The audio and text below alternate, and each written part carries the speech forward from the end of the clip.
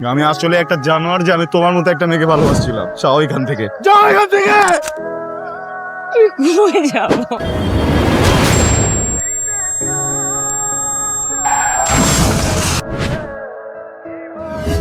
বাড়ি থেকে আছেন?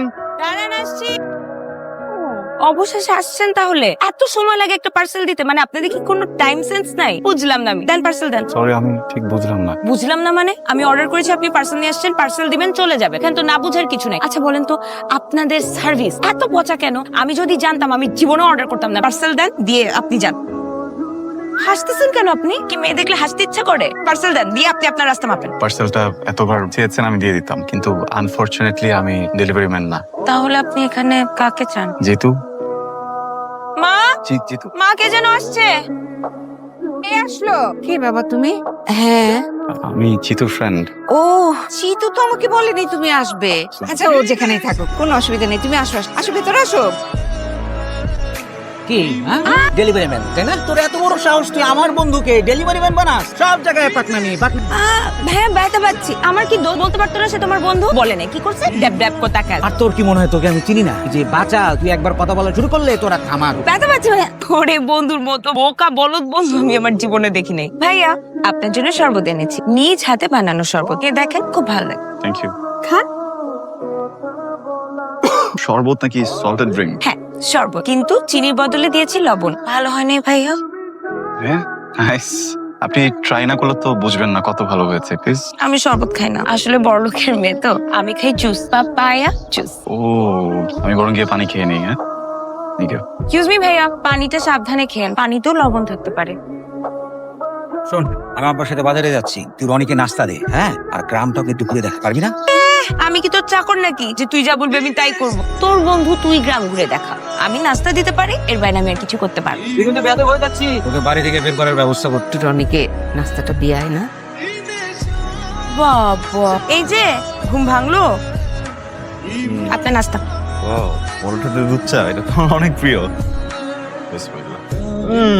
অনেক মজা হচ্ছে। কে রান্না করছে? লবণের পরিমাণ দেখে বুঝে গেছি। আর যে করুক, আপনি করেন নাকি? দুধ চা দিয়ে পরোটা খাবেন? খান। আমি কিভাবে খাবো? আমার হাতটা তো বন্ধ। আচ্ছা আপনি এমন কেন বলেন তো? ও, তাই তো, আমার হাত খালি, আমার হাতে খেতে পারেন। মা বলেছে খাবারকে কখনো না বলতে।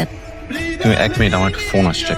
Excuse me. Thank you. Surya, হ্যাঁ দোস্ত বল। হ্যাঁ, আমি নাস্তা করতেছি তো। বাজারে আসছি, আমার আসতে সন্ধ্যা হবে। তুই নাস্তা করে নীলার সাথে বাইরে বের হ। আমি নীলাকে বলে দিচ্ছি তোকে গ্রামটা ঘুরে দেখাবে। নীলা কই ফোনটা দে তো।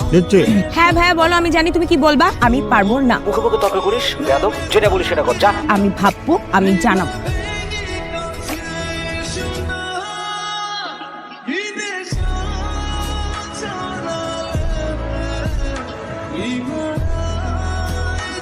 আমি কি আপনাকে তুমি বলে ডাকতে পারি? আপনি শব্দটা অনেক দূরের মনে হয়। কেউ যদি দূরের সম্পর্কটাকে কাছের করতে চায়, অবশ্যই রাখতে পারে। তোমাকে যেদিন প্রথম দেখেছিলাম সেদিনই মনে হয়েছিল তুমি আমার জীবনে একটা অবিচ্ছেদ্য অংশ হতে যাচ্ছ। কিন্তু আমার খুব ভয় হয় তুমি যদি আমাকে ছেড়ে চলে যাও। হঠাৎ এমন কথা কেন? ভয় হয় কারণ জীবনে বাধা আসবেই, তখন যদি তুমি আমাকে ছেড়ে চলে যাও। কথা দিচ্ছি, তোমাকে কখনো ছাড়বো না।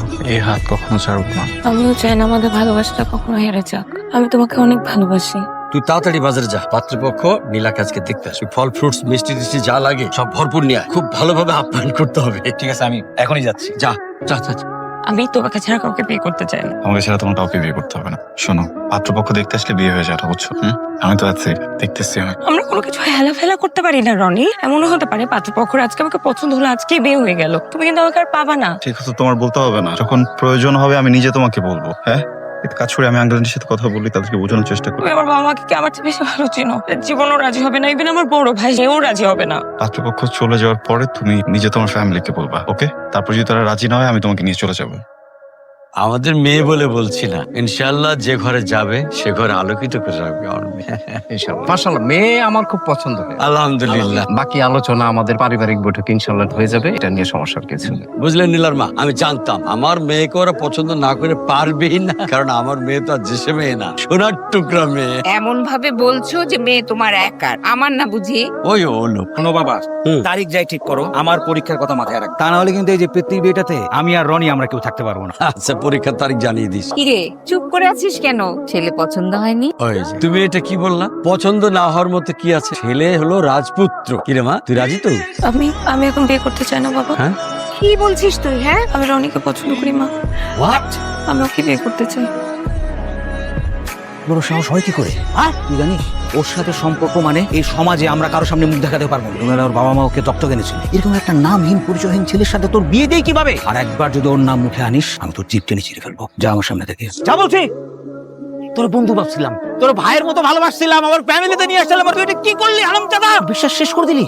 হ্যাঁ, জিতু ভাই, আমি তোর বিশ্বাস ভাঙিনি, আমি খারাপ কিছু করিনি ভাই, বিশ্বাস কর। হ্যাঁ, আমি নীলাকে পছন্দ করি, আমি ওকে বিয়ে করতে চাই, আমার ইন্টেনশন খারাপ না ভাই। তুই বিশ্বাসের যোগ্য হারামজাদা, তুই বিশ্বাসের যোগ্য। তুই প্রমাণ করছিস যে তুই বিশ্বাসের যোগ্য না। তুই প্রমাণ করছিস তুই একটা বেইমানের বাচ্চা, বেইমান। জিতু প্লিজ এভাবে বলিস না ভাই। দেখ জিতু, আমার মনে হয়েছিল যে তোকে হঠাৎ করে বললে তুই ব্যাপারটা নিতে পারবি না, আমি হাত জোর করতেছি, আমি তোর জিতু প্লিজ। সামনে দুটো রাস্তা খোলা আছে। এক, তুই সসম্মানে নিজের মতো করে চলে যাবি, নাইলে তোর বেজ্জতি করে বাইর করে দেব।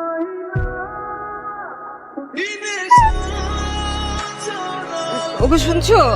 আমি না নীলাকে বাসার কোথাও খুঁজে পাচ্ছি না। খুঁজে পাচ্ছ না মানে? হ্যাঁ, ও নেই বাসায়। রাখেন রাখেন। আচ্ছা তোরা এখানে তো দাঁড়া, ম্যানেজ করে আসিস, আমি আসছি। কি হয়েছে তোমার?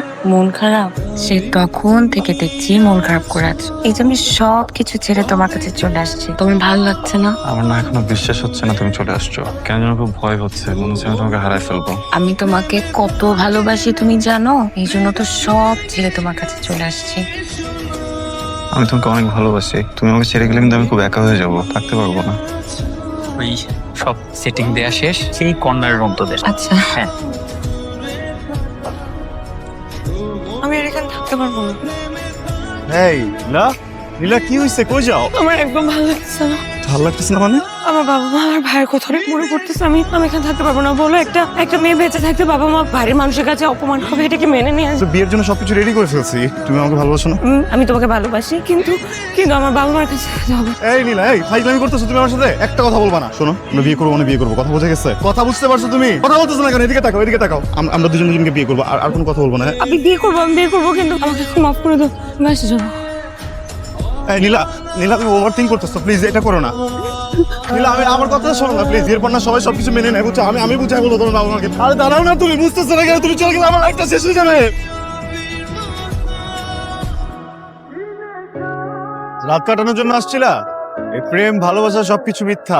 এর চাহিদা মিটানো থাকলে অন্য কারোতে মিটাইতা, আমার লাইফটা কেন নষ্ট করলা? কি করবো এখন? অন্য কারোতে মিটাতে পারতা না? তুমি একটা চিপ, তুমি এত চিপ যে আমার বাবা মার কথা বলতেছে, আমার ভাইয়ের কথা বলতেছি, তুমি একটু বুঝলা না? তুমি আমাকে এত বাজে একটা কথা বললা। তুমি কি মানুষ? তুমি তো মানুষ না, তুমি তো একটা জানোয়ার। আমি সরি। যাও এখান থেকে। দোষটা আসলে আমার, আমি আসলে একটা জানোয়ার যে আমি তোমার মতো একটা মেয়েকে ভালোবাসছিলাম। যাও এখান থেকে, যাও এখান থেকে। আমি ঘুমিয়ে যাবো।